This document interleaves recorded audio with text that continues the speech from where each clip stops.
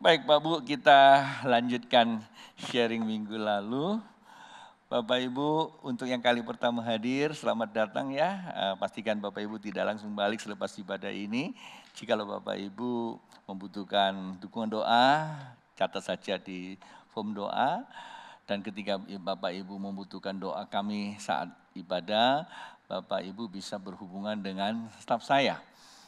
Kemudian buat Anda yang di rumah, yang mengikuti online, pastikan Anda juga ikuti, kita ada perjamuan kudus ya. Nah saya kira itu aja, jadi shalom semuanya, pastikan semua dalam berkat Tuhan. Saya mau selesaikan tugas saya ini, ya tugas saya hari ini adalah sharing minggu lalu yang saya tunda, supaya hari ini waktu saya sudah kepotong 10 menit, 7 menit. Jadi Pak Bu, minggu lalu topik kita masih ini ya, hukum perjanjian Allah ya. Hukum perjanjian Allah. Bapak Ibu bingung gak sih dengan apa yang saya bahas 2 minggu? Kalau sore kemarin sudah saya selesaikan, tinggal saya lanjutkan dengan beberapa penegasan-penegasan aja. Dan saya sudah sering katakan bahwa apa yang saya bicarakan ini penting sekali buat kita ya, untuk hidup di dalam kehidupan ini. Hukum perjanjian di sini tetap saya mau bacakan karena ini adalah Galatia pasal 3, janji yang sebelumnya telah disahkan Allah tidak dapat dibatalkan oleh hukum Taurat yang baru terbit 430 tahun kemudian sehingga janji itu hilang kekuatannya. Ya. Kemudian pada ayat berikutnya itu dikatakan ya, justru oleh janji Allah telah menganugerahkan kasih karunia kepada Abraham. Nah dari 2 ayat ini sebenarnya kan kita udah 2 minggu ya bahas ya. Jadi Anda kalau memang ekspektasi tinggi Anda sudah catat ayat-ayat ini di rumah, tolong dibuka, direnungkan. Karena ini menyangkut banyak hal ya, banyak hal itu. Nah, dari 2 ayat ini, itu Galatia pasal 3 ayatnya ke-17 dan 18, ini ayatnya memang tidak ditampilkan, tapi ayat itu dari situ.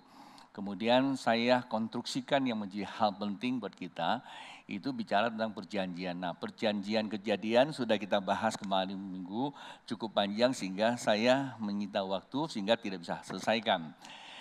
Perjanjian kejadian itu karena ada close setting di situ, saya anggap itu ada terjadi sebuah distorsi, sebuah tabrakan gitu ya. Karena kita tahu semua manusia jatuh dalam dosa pada wilayah kejadian.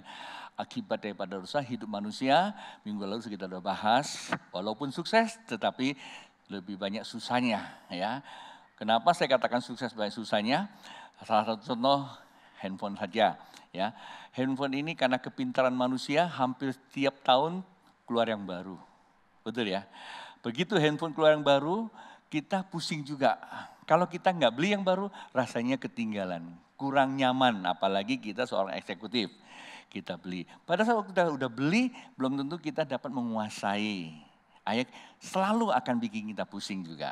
Lalu kalau barang baru harganya mahal, belinya pun kadang-kadang susah. Zaman-zaman dulu mesti kalau lagi launching kita mesti lari ke luar kota, bahkan ke luar negeri ada yang nginap, ada yang ngantri jalan. Bahkan ada yang pukul-pukulan, banyak kejadian. Itu salah satu contoh, karena kita hidup dalam kebendaan atau hidup dalam keadaan. Keadaan selalu berganti, maka dikatakan bahwa keadaan itu relatif. Ya, tetapi kita tidak hidup di dalam kebenaran. Kebenaran itu absolut tidak berubah. Dulu, sekarang, dan akan datang. Nah, tetapi mau tidak mau kita hidup dalam kehidupan ini karena kita punya tubuh. Kata tubuh itu punya kebutuhan. Nah, kebutuhan ini seringkali membutakan mata iman kita sehingga kita terjebak di dalamnya. Salah satu contoh, saya tidak mau lama-lama situ. Kan tetapi karena Tuhan tahu, nah ini yang harus kita syukuri. Bahwa apa yang Tuhan ciptakan di dalam kejadian itu semuanya enggak ada yang setengah-setengah, semuanya luar biasa, ya. Karena kita diberikan tugas, saya selalu menggunakan ada namanya pengamatan, ya, frame pengamatan, bingkai pengamatan. Jadi framework kita itu ada 4 hal, itu penting sekali. Nah, Apa itu? Hidup dan kehidupan. Panggilan, tujuan, dan sikap perilaku. Panggilan hidup, tujuan hidup.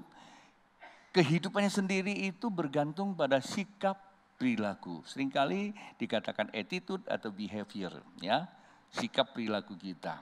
Nah, kehidupan ini, sikap perilaku atau behavior itu ditentukan dengan panggilan dan tujuan. Bapak Ibu kalau kehilangan panggilan, maka pasti akan kehilangan tujuan. Akibatnya kehidupan kita akan menjadi kacau. Bagaimana bisa dikatakan kehidupan kacau? Dilihat sikap perilakunya, behaviornya, ya. Sikap perilaku merasanya kadang-kadang dia merasa benar, tetapi padahal dia tidak benar, ya. Dia bicaranya kayaknya benar banget sih, ngomongnya ada dasar bahkan kutip ayat-ayat juga, tapi posisinya nggak benar. Umpamanya seorang anak, ya, dia kutip ayatnya bagus sekali. Dia kemudian cerahin papanya, cerahin mamanya, akongnya, amanya dicerahkan. Firman yang dipergunakan ayat yang benar, tetapi dia nggak tahu posisinya nggak benar. Lu sebagai anak, sebagai cucu, kalimat pertama itu menghormati itu lebih penting.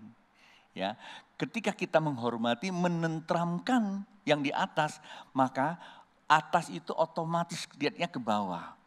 Kalau Tuhan ciptakan manusia itu sebenarnya apa? Kalau kita jalan lebih banyak lihat ke bawah atau lihat ke atas? Ke bawah kan? Maka itu dikatakan bahwa mari apapun keberadaanmu hendaklah engkau lihat ke bawah. Kenapa? Karena memang manusia diciptakan supaya lihat ke bawah. Sadar bahwa di bawah kamu itu ada orang yang lebih kecil. Gitu loh. Nah, orang yang lebih kecil itu juga hukum kasih adalah kasihlah orang yang di bawah. Bagaimana kita mengasihi orang di bawah kalau kita tidak mendapatkan connection kasih dari atas? Nah, untuk yang di atas dikatakan hendaklah engkau selalu mandang ke atas. Nah, itulah disebut ibadah. Ibadah itu bicara selalu ke atas, meninggikan. Segala sesuatu yang atas tidak boleh kita ubah ke keadaan kita. Izinkanlah keberadaannya itu menjadi sebuah kedaulatan. Ya, Tuhan tidak bisa diubah oleh pengertian kita. Tuhan adalah Tuhan. Walaupun pengertian kita sama-samar, Tuhan kita tidak pernah sama-samar. Walaupun mungkin ada sahabat kita kurang paham tentang ketuhanannya. It's okay, kita nggak bisa menghakimi dia lalu kita kafir-kafirkan gitu. Nah, memperkatakan kafir sana, kafir sini, sesat sana, sesat sini, bodoh sana, bodoh sini itu gampang. Kelihatannya benar, sebenarnya tanpa sadari kita sendiri adalah posisi yang tidak benar. Nah, itulah sebabnya hari-hari ini begitu muncul banyak orang yang berpendidikan tinggi, pengetahuan firman-Nya cukup bagus, tapi sikap perilakunya seperti dia diangkat guru, kapan dia dibayar? Kapan dia diminta jadi mentor?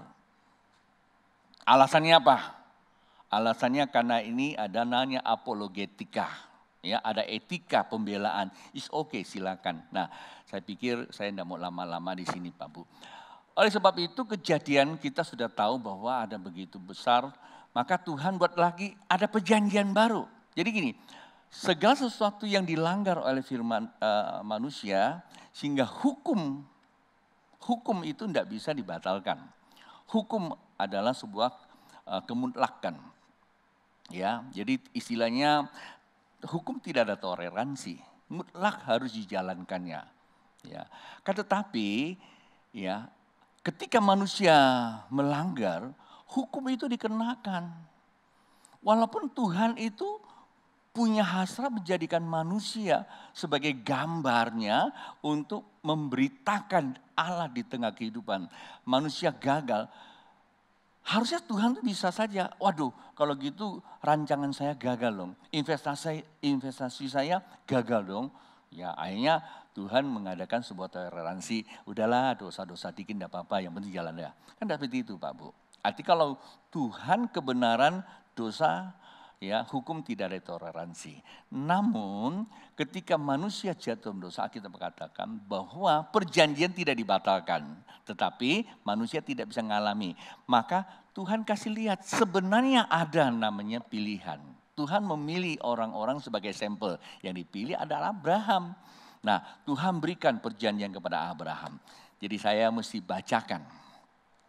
Karena kita ini juga termasuk keturunan Abraham secara perjanjian. Kejadian pasal 12 kita baca ayat pertama. Kejadian pasal 12 berkata demikian. Berfirmanlah Tuhan kepada Abram, ya masih nama Abram. Pergilah dan dari negerimu dan dari sana saudaramu. Dan dari rumah bapamu ini ke negeri yang akan kutunjukkan kepadamu. Pergi dari keluarganya, tinggalkan, tapi menuju kepada sebuah negeri yang akan ditunjuk. Jadi panggilan Tuhan itu mengubah status hidupnya. Ya, ini mengubah hidup lamanya bersama keluarga, itu panggilan Tuhan. Tetapi tujuan Tuhan kepada Abraham atau Abram itu menempati sebuah negeri yang baru yang Tuhan inisiasikan. Tuhan punya ide, itu intinya. Nah, kalau kita melihat ayat ini, sebenarnya Tuhan sedang memulihkan kembali kepada perjanjian Kejadian. Yang saya gunakan istilah itu menjadi frame ya, atau bingkai pengamatan hidup, panggilan dan tujuan.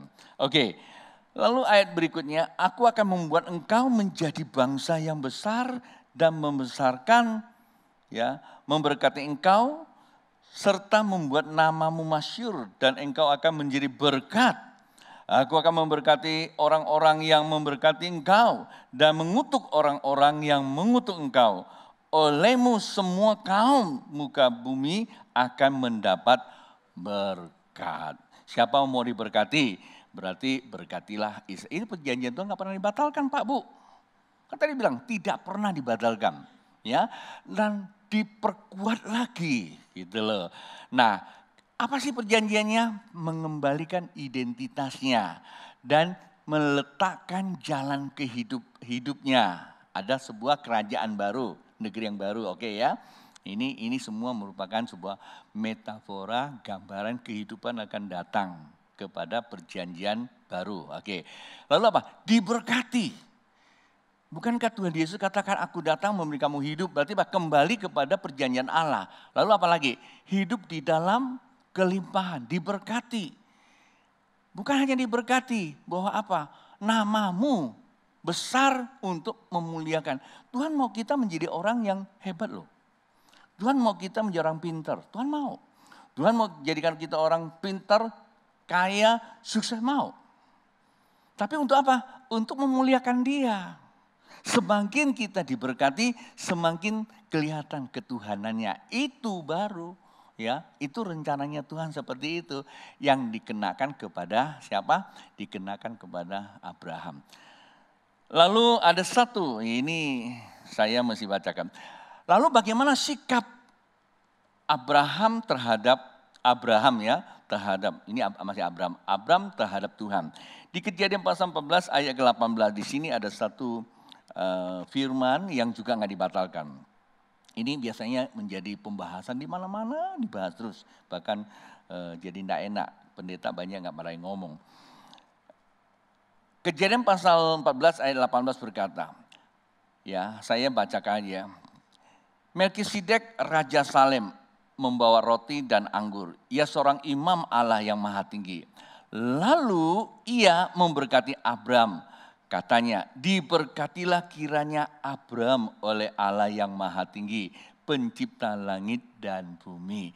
Nah, perhatikan perjanjian Tuhan di Kejadian, ya, oleh karena dosa, akhirnya manusia menjadi apa? Berupaya, berpeluh mati kembali tanah. Tetapi perjanjian Tuhan kepada Abraham untuk memperlihatkan bahwa Allah memulihkan sebuah perjanjian. Keluar dari keluargamu, negerimu, pergi ke sebuah negeri yang baru, aku akan berkati engkau. Dan kenyataannya Alkitab tulis bahwa dia diberkati sama Raja Salem, ya. Melkisedek itu adalah gambaran, ya. Kalau istilah teologianya itu jadi teosofi, ya. Jadi teofani, ya. Sebuah gambaran, sebuah sebuah metafora tentang Tuhan Yesus itu. Jadi dia diberkati, ya, diberkati, ya. Lalu apa sikap orang yang diberkati Tuhan? Di ayat berikutnya. Lalu ia memberkati Abram, katanya, diberkatilah kiranya Abram oleh Allah yang maha tinggi pencipta langit dan bumi. Dan terpujilah Allah yang maha tinggi yang telah menyerahkan musuhmu ke tanganmu. Lalu Abram memberikan kepadanya persepuluhan dari semuanya. Tuh, sikap Abram, waktu itu belum ada hukum Taurat, belum ada perjanjian Kristus.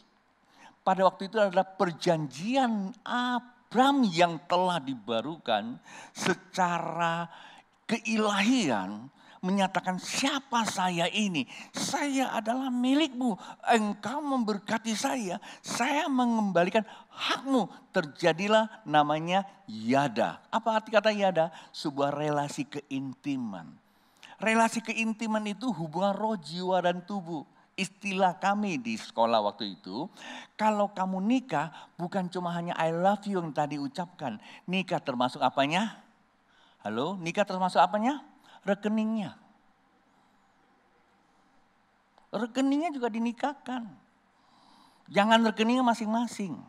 Ya, zaman dulu kami sekolah. Ayo rekeningnya dinikahkan. Repot Bu, repot Pak Pendeta kalau dinikahkan nanti bisa terjadi transfer sendiri, automatic transfer katanya, auto debit katanya. Nah, sebenarnya inilah yang dikatakan keintiman. Keintiman itu tidak lagi mempunyai sekat-sekat kira gitu ya. Oke, nah itulah sebabnya lanjut kepada hukum Taurat. Hukum Taurat tidak membatalkan semua itu Pak Bu. Ya, hukum Taurat tidak membatalkan semua hukum perjanjian Allah di atas. Hanya hukum Taurat mempertegaskan pelanggaran kita. Ngerti ya maksud saya ya? Jadi pelanggarannya enggak dibatal juga. Kalau kamu enggak bayar ya kena sanksi ya enggak dibatalkan juga. Hukum Taurat. Sampailah, ya hukum Taurat kita tahulah ya, saya nggak mau bacakan karena isu kita bukan bicara soal persembahan. Isu kita adalah bagaimana kita hidup di dalam perjanjian keilahian Tuhan yang disebut perjanjian abadinya Tuhan. Nah ini dia perjanjian Kristus. Kita tahu ya perjanjian Kristus. Apa itu perjanjian Kristus? Mari kita baca ayatnya.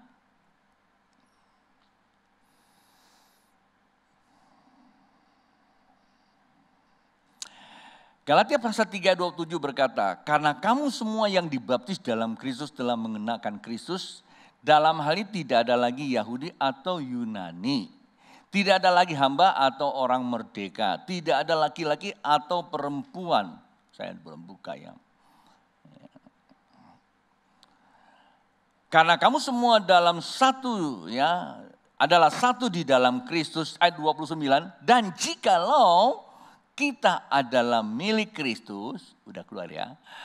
Dan jika ini ada 29-nya. Dan jikalau kita adalah milik Kristus, maka kita juga adalah keturunan Abraham dan berhak menerima janji Allah. Nah, itu saya sebut pewaris kasih karunia, Pak Bu ya. Itu saya sebut pewaris kasih karunia.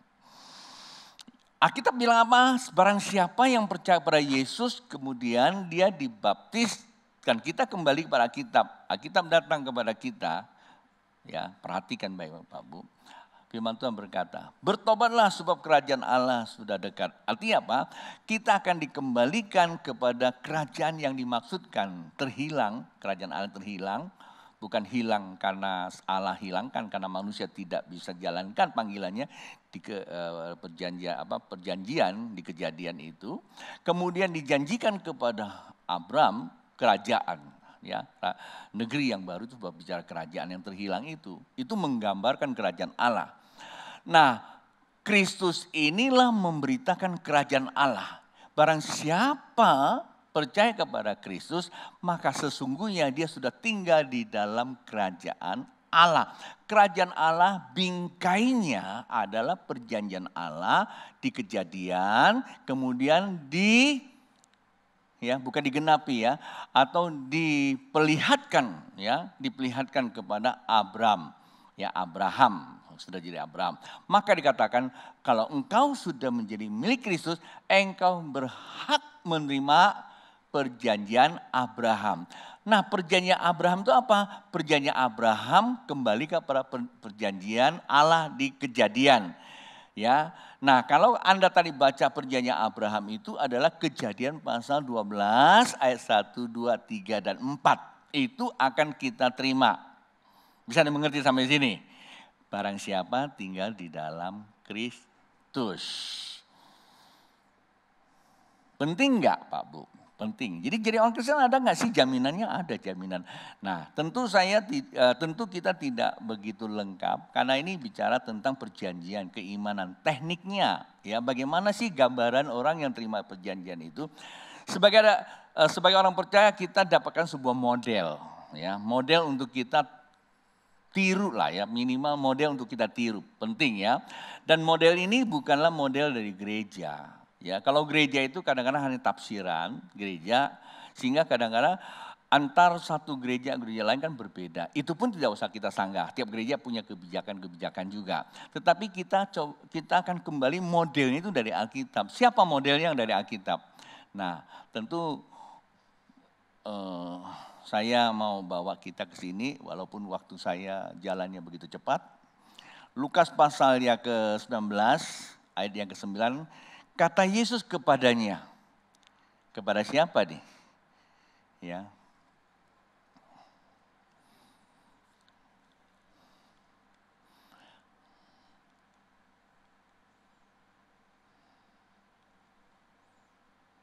Nah, sini.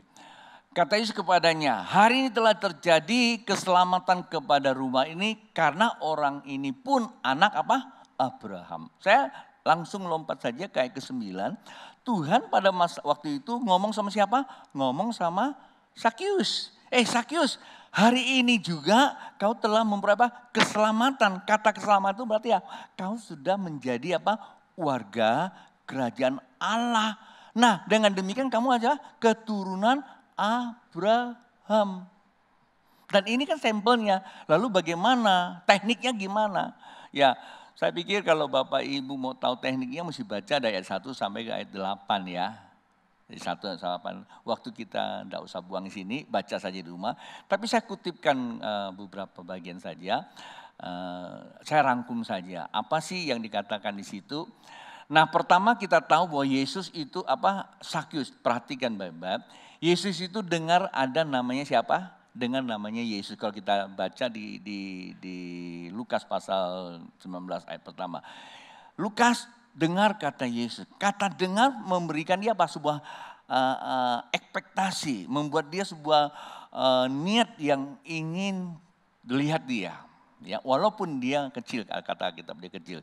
Jadi saya memberikan sebuah pengertian. Yang pertama adalah Yesus. Mengapa kita mesti lihat Yesus Pak Bu? Pada saat waktu kita melihat Yesus, Yesus itu nama di atas segala nama. Bukan hanya nama di atas segala nama. Yesus itu pribadi yang punya kuasa. Waktu kita melihat Yesus bukan sekedar kita lihat Yesus dipengaruhi oleh pengalaman nonton film. Kita beranggapan Yesus itu gondrong, ganteng. Sebab itu is okay, tidak masalah. Tetapi tolong itu dihilangkan. Jangan dibawa. Lihat Yesus kita baca, dikata dia adalah cahaya kemuliaan Allah. Itu yang dikatakan apa? Light konstanta, cahaya konstan. Waktu kamu lihat cahaya itu akan merobos kemana? Ke hatimu. Seperti kita kamera capture, waktu kita capture gitu, Anda mau percaya tidak percaya tidak akan menentukan. Tetapi begitu Anda capture, namanya open dia punya itu, ya blade-nya langsung gambar itu akan masuk. Nah, waktu kita percaya Yesus, maka itu masuk. Apa yang kau percaya? Bahwa hari ini saya sebagai hamba Tuhan karena Tuhan yang panggil. Berarti disinilah ada sebuah data. Ya, hati kita ada data. Hati kita yang menentukannya. Hati itu menentu kehidupan kita, Pak Bu. Hati itulah, maka Amsal katakan jagalah hati sebab dari sana akan memancarkan kehidupan. Jadi waktu kita energi itu masuk, itu disebut data. Anda kalau baca Alkitab tentang Yohanes pasal 3 ayat yang kelima, Tuhan Yesus datang kepada Nikodemus, engkau sudah dilahirkan kembali masuk kerajaan Allah. Bahasa aslinya arti genta. Gen itu naik generasi ke generasi. Artinya data. Nah, waktu kita siapa yang kita Tuhan Yesus memanggil aku sebagai hamba Tuhan. Maka data itu masuk. Data itu masuk. Data itulah akan memberikan apa? Memberikan energi kepada gen saya, akan bekerja di sel saya. Sel saya inilah yang akan membangun behavior saya, sikap perilaku saya. Dan tentu tidak serta-merta tumpang tangan besok jadi, enggak. Perlu latihan. Anda sebagai manusia saja perlu 9 bulan. Karena kita ini makhluk generasi, bukan makhluk bersel satu, belah diri. Simsara bim ya, bukan. Ngerti gak? Tapi hari ini begitu banyak orang mengajarkan kita ini jadi makhluk bersel satu. Tumpang tangan jadi Superman. Ya kan? Kalau mau jadi Superman gampang, masuk ke kamar mandi, tukar saja.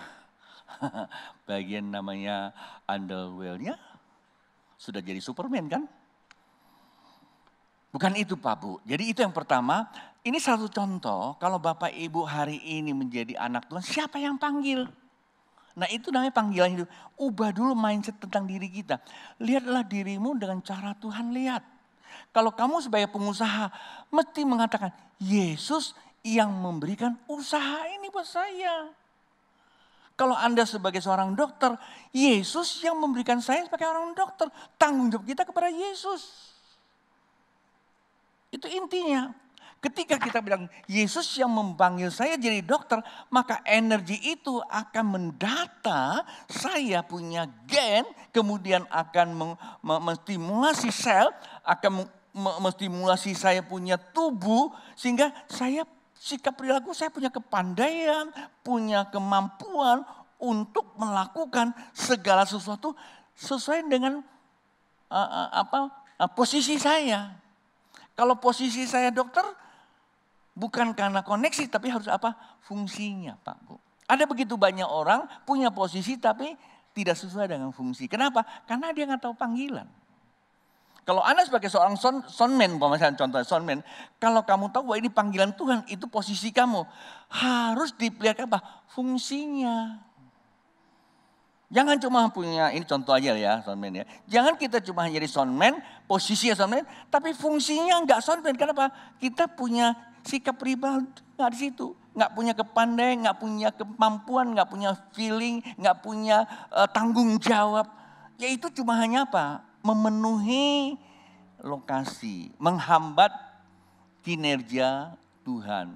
Kinerja apa? Kerajaan Allah. Ngerti ya? Sama juga kita sebagai ayah. Kalau kita tahu bahwa saya sebagai seorang ayah itu karena panggilan Tuhan, Yesus yang manggil, maka otomatis cahaya konstanta itu, kalau kita gunakan hukum fisika yang ditemukan oleh Einstein itu, E sama dengan M C kuadrat. E itu energi, M itu massa. Massa dan energi itu adalah kesamaan. Ya, karena mereka bertransformasi. Oleh karena apa? C-nya, cahaya konstantanya. Nah, cahaya konstanta itu akan mengubah energi menjadi materi. Berubah. Apa yang kau plot dalam diri kamu. Kalau kamu bicara, saya nggak mampu, saya nggak mampu, saya nggak mampu. Dan itu akan berubah ketidakmampuan kamu. Oh saya sakit, saya lemah, saya bodoh. Itu yang membuat kamu jadi bodoh. Ngerti? Oke? Nggak susah ya dimengerti Pak Bu ya. Ini agak sedikit ilmiah. Nah itu yang pertama. Yang kedua, ketika itu energi masuk ke dalam diri kamu, apa yang terjadi? Dia tidak hanya membuat posisi kamu. Dia akan memisahkan kamu dari ketidakberdayaan. Maka dia Sakyus, begitu dia percaya, langsung dia keluar. Dia tidak mau ketakberdayaan dia. Apa tak berdaya? Tak berdayanya karena kecil. Loh kok kecil terus aja dia akan selamanya jadi kecil. Dia keluar dari kecil, keluar dari kelemahannya. Jadi inilah yang dikatakan apa? Ada sensoris ya. Sensoris itu adalah kepekaan dalam namanya self awareness. Sebuah kepekaan mengerti tentang kesadaran akan keadaan diri. Self awareness ya, nggak salah ngomong, bahasa Inggris saya agak berepotan. Ya, artinya ada sebuah kesadaran diri secara sensoris. Apa itu sensoris? Umpamanya kalau saya minum air dingin ya, habis saya minum air dingin, terus saya makan mangga mentah, langsung ngilu. Saya harus tahu bahwa wah saya sudah nggak muda lagi, sadar diri dong. Ngerti nggak? Sadar diri. Terus saya kalau tidur rada malam ya, terus bangun besok pagi udah, saya sadar diri. Itulah sensorisnya. Ini secara alamiah ya. Cahaya kemuliaan Tuhan juga akan memberikan sensor buat kita bahwa kamu tuh berdosa gak sih gitu loh. Nah, itu kalau kita sadar Tuhan membuat kita keluar, itu yang pertama ya. Yang kedua itu keluar. Dan yang ketiga ingat bahwa cahaya kemuliaan Tuhan itu bersifat apa? Aktif dan dinamis. Paham ya? Itu yang ketiga. Maka kita tahu Kejadian, di kitab Kejadian dikatakan bahwa bumi belum berbentuk, gelap, kosong gelap, roh Tuhan melayang-layang. Itulah energi keilahian Allah atau keilahian Allah bersifat apa? Ya, bersifat aktif dan dinamis. Nah, Alkitab katakan barang siapa dipenuhi Roh Kudus maka dia akan terima kuasa. Apa itu kuasanya? Dynamic generation. Artinya generasi genetika di dalam kita itu bersifat aktif dan dinamis. Pak Bu, kalau saya mengaku Yesus itu Tuhan dan saya katakan saya sebagai anak Tuhan, akan terjadi sebuah proses pertumbuhan. Kalau kemarin saya ngomongin orang itu marah, hari ini saya sadar, ngapain lagi saya ngomongin dia? Itu baru namanya anak Tuhan. Paham ya? Inilah namanya berproses. Itu yang ketiga. Lalu yang keempat apa? Saya mesti selesaikan ya tadi karena saya ada pemberkatan waktu saya kepake. Karena ini waktu tak boleh toleransi. Ya. Yang ketiga ya. Yang keempat berarti apa? Keempat itu sadar bahwa dia itu milik kepunyaan Tuhan. Ya, milik kepunyaan Tuhan itu seperti kalau kita ini energi harus berubah jadi apa? Materi, berubah. Mana yang bagian kamu yang belum jadi materi? Umpamanya kok tangan saya kurang lancar. Kalau energi dalam diri kita, dia gak akan mungkin tidak bertransformasi. Kalau ada cahaya, itu hukum Einstein-nya begitu. Hukum perubahan namanya. Maka itu ketika kita menangkap Tuhan, Injilnya, maka energi akan berubah menjadi materi. Kita jadi punya apa? Kerajinan. Meningkatkan, mengembangkan potensi-potensi kita. Jadi gak semakin terpuruk Pak Bu. Jadi apa? Akan ada sebuah pengembangan. Dan yang kelima apa? Rendah hati. Karena Yesus itu selalu pengen lihat kita ke bawah. Yesus memang mau naikkan kita ke atas. Yesus datang supaya kita apa? Hidup. Berarti kita bertumbuh. Kelimpahan, besar, memuliakan dia. Tapi dengan sikap dia apa? Kehambaan. Hamba itu selalu ada di bawah. Selalu berrelasi dengan ke bawah. Ya, bukan ke bawahan. Ya, selalu di bawah. Terus yang keenam apa? Karena Tuhan tidak tersembunyi. Bagi Tuhan gak ada yang tersembunyi. Ada keterbukaan. Kita lihat Sakyus. Dia terbuka. Tuhan dulu aku ngebohongin orang. Dulu aku ngerampas orang. Ayo terbuka. Jangan sembunyikan. Jangan kita gunakan dalil-dalil kita sendiri. Terbuka kepada Tuhan. Saya bersalah Tuhan. Maka saya tadi ngomong teman saya. Kamu gak berhak mengutukin diri kamu. Kamu tidak berhak merendahkan diri kamu. Kamu cuma hanya punya satu hak, open mind, open heart, keep your heart. Buka pikiranmu, mindset kamu, terima cahaya, open hati kamu, jagalah hati kamu. Tuhan, aku gak mampu Tuhan. Aku ingin lakukan, Tuhan aku gak mampu, tolong saya Tuhan. Niscaya Tuhan akan sanggupkan kita. Itu yang keenam. Dan yang ketujuh apa dia bilang apa?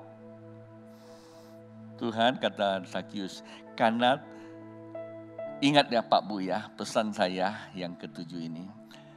Bahwa Allah dan berhala tidak bisa diri bersama. Terang dan gelap gak bisa sama. Kalau Anda mengaku sebagai anak terang, maka kita tidak akan mungkin membiarkan kegelapan.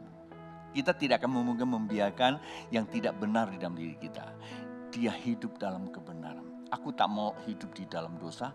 Aku tidak mau berhutang. Aku tidak mau over janji. Aku tidak mau menjadi orang yang cemong. Misalkan kami Jakarta cemong ya.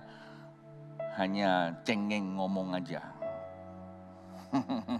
Ngomongnya sorry. Padahal dia happy. Nah itu cemong namanya. Pak Bu, feel kita tidak mengenal apa yang sesungguhnya. Feel kita hanya mengenal hukum kebenaran.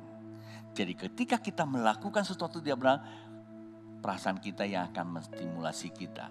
Sehingga menjadikan sikap dan perilaku kita untuk beradaptasi di kehidupan ini. Kalau kita nggak benar, maka sikap perilaku kita nggak bisa dibuat-buat, ya. Karena secara tubuh kita itu akan memancarkan energi. Kalau sikap perilaku kita tidak benar, maka kita akan diperhadapkan dengan energi-energi yang nggak benar di sekitar kita. Alam semesta bukan lagi menjadi sahabat, tetapi dia menjadi musuhnya kita. Hidup di dunia ini, terus terang aja, Alkitab katakan, engkau belum mati seperti orang mati. Belum masuk neraka sudah seperti hidup dalam neraka kerja capek, berpeluh, kembali lagi ke tanah. Mari kita bantu berdiri.